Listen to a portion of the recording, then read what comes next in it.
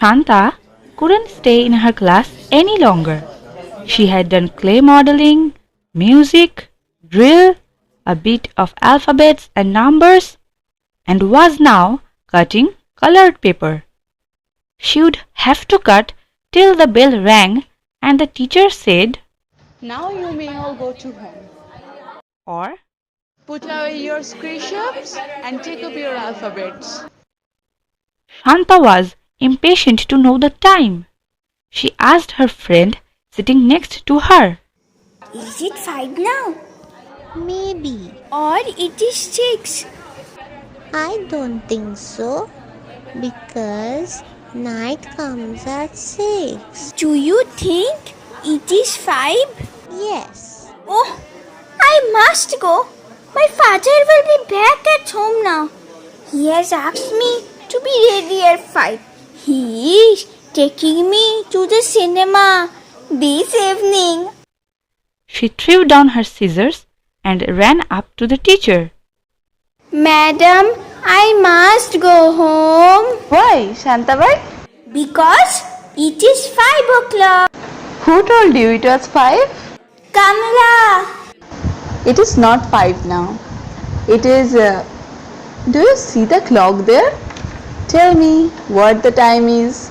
I taught you to read the clock the other day. Shanta stood gazing at the clock in the hall, counted the figure laboriously, and declared, It is 9 o'clock.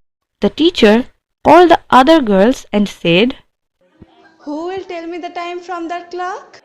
Several of them concurred with and said it was 9 o'clock, till the teacher said, You are seeing the long hand. See the short hand? Where is it? 2.5. So, what is the time? 2.5. It is 2:45. Understand?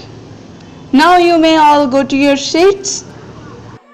Shanta returned to the teacher in about 10 minutes and asked, It is 5, madam, because I have to be ready at 5. Otherwise, my father will be very angry with me. He asked me to return home early. At what time? Now, The teacher gave her permission to leave, and Shanta picked up her books and dashed out of the class with a cry of joy. She ran home, threw her books on the floor, and shouted, Mother! Mother! And Mother came running from the next house, where she had gone to chat with her friends. Why are you back so early? Has father come home? She wouldn't take her coffee or tiffin, but insisted on being dressed first. She opened the trunk and insisted on wearing the thinnest frock and knickers, while her mother wanted to dress her in a long skirt and a thick coat for the evening.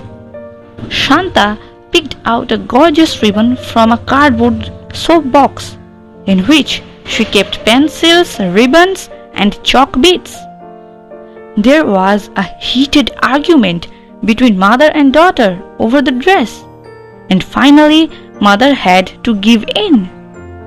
Shanta put on her favorite pink frock, braided her hair, and flaunted a green ribbon on her pigtail.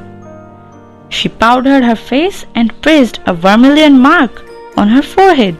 Now father will say, "What a nice girl I am because I am ready." Aren't you also coming, mother? Not today.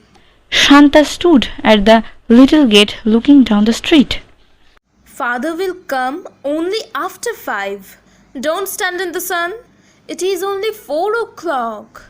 The sun was disappearing behind the house on the opposite row, and Shanta knew that presently it would be dark. She ran in to her mother and asked, Why has not father come home yet, mother? How can I know? He is perhaps held up in the office. I don't like these people in the office. They're very bad people. She went back to the gate and stood looking out. Her mother shouted from inside, Come in, Shanta. It is getting dark. Don't stand there. but Shanta wouldn't go in. She stood at the gate and a wild idea came into her head. Why should she not go to the office and call out father and then go to the cinema? She wondered where his office might be. She had no notion. She had seen her father take the turn at the end of the street every day. If one went there, perhaps one went automatically to father's office. She threw a glance about to see if mother was anywhere and moved down the street. It was twilight. Everyone going about looked gigantic. Walls of houses appeared very high, and cycles and carriages looked as though they would bear down on her. She walked on the very edge of the road. Soon the lamps were twinkling, and the passers-by looked like shadows. She had taken 2 turns and didn't know where she was. She sat down on the edge of the road, biting her nails. She wondered how she was to reach home. A servant employed in the next house was passing along, and she picked herself up and stood before him. Oh, what are you doing here? I don't know. I came here. Will you take me to a house? She followed him and was soon back in her house. Venkatrao, Shanta's father, was about to start for his office that morning when a jutka passed along the street distributing cinema handbills. Shanta dashed to the street and picked up a handbill. She held it up and asked, Father, will you take me to the cinema today?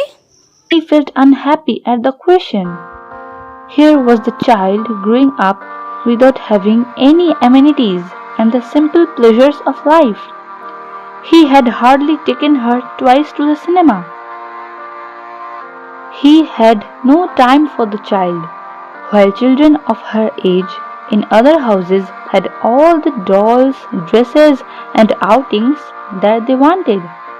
This child was growing up all alone and like a barbarian more or less. He felt furious with his office. For 40 rupees a month, they seemed to have purchased him outright. He reproached himself for neglecting his wife and child. Even the wife could have her own circles and so on. She was, after all, a grown-up. But what about the child? What a drab, colorless existence was hers. Every day they kept him at the office till 7 or 8 in the evening. And when he came home, the child was asleep. Even on Sunday, they wanted him at the office. Why did they think he had no personal life, a life of his own?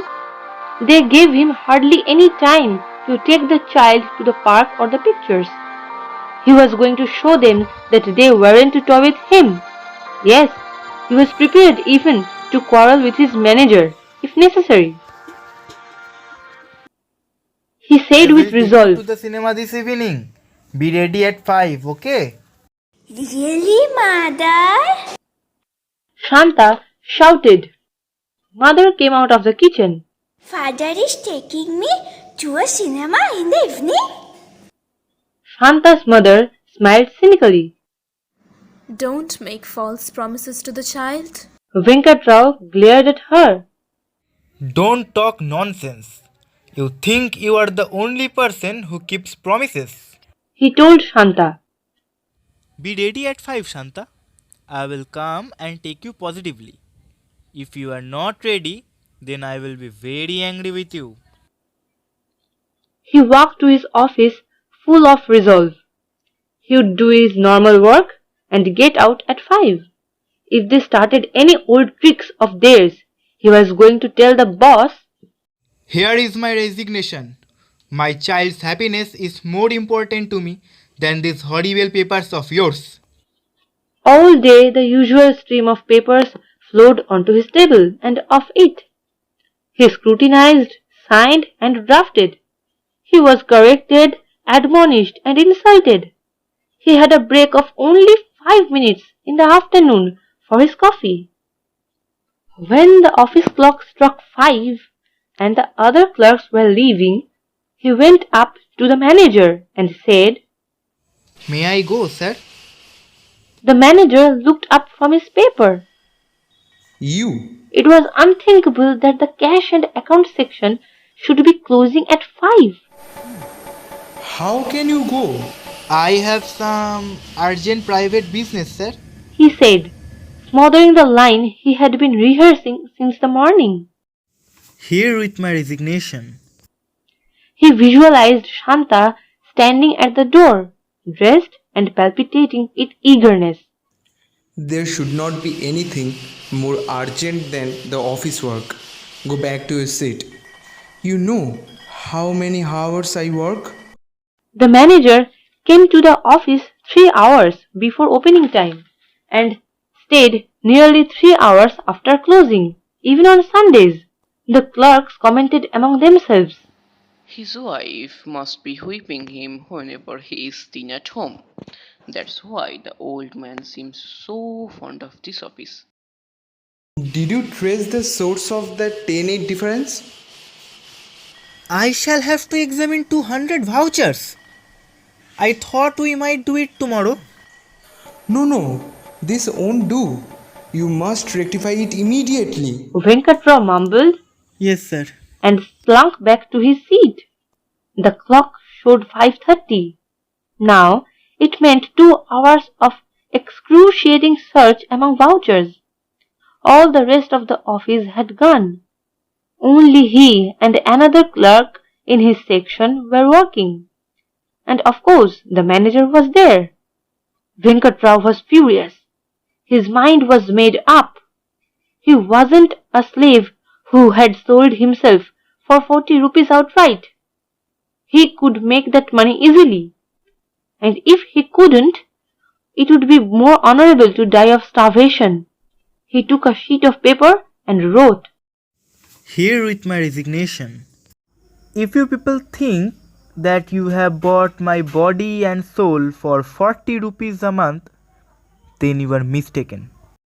I think it would be far better for me and my family to die of starvation than slave for this pretty 40 rupees on which you have kept me for years and years.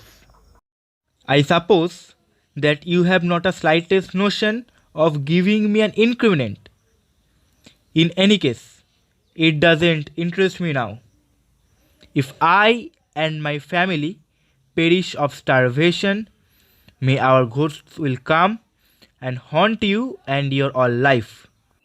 He folded the letter, put it in an envelope, sealed the flap, and addressed it to the manager. He left his seat and stood before the manager. The manager mechanically received the letter and put it on his bed.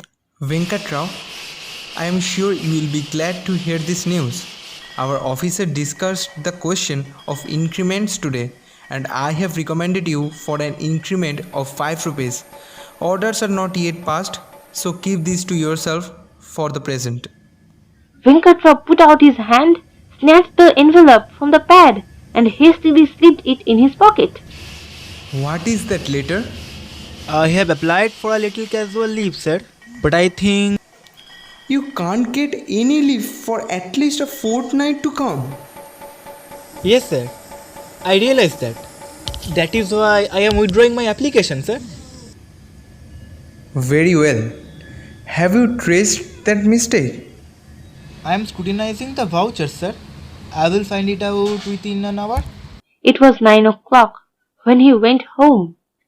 Shanta was already asleep. Her mother said, She wouldn't even change her frock, thinking that any moment you might be coming and taking her out. She hardly ate any food and wouldn't lie down for fear of crumpling her dress. Venkatrao's heart bled when he saw his child sleeping in her pink frock, hair combed and face powdered, dressed and ready to be taken out. Why should I not take her to the night show? He shook her gently and called. Shanta, Shanta. Shanta kicked her legs and cried, irritated at being disturbed. Mother whispered. Don't wake her. Venkatrao watched the child for a moment. I don't know if it is going to be possible for me to take her out at all. You see, they are giving me an increment.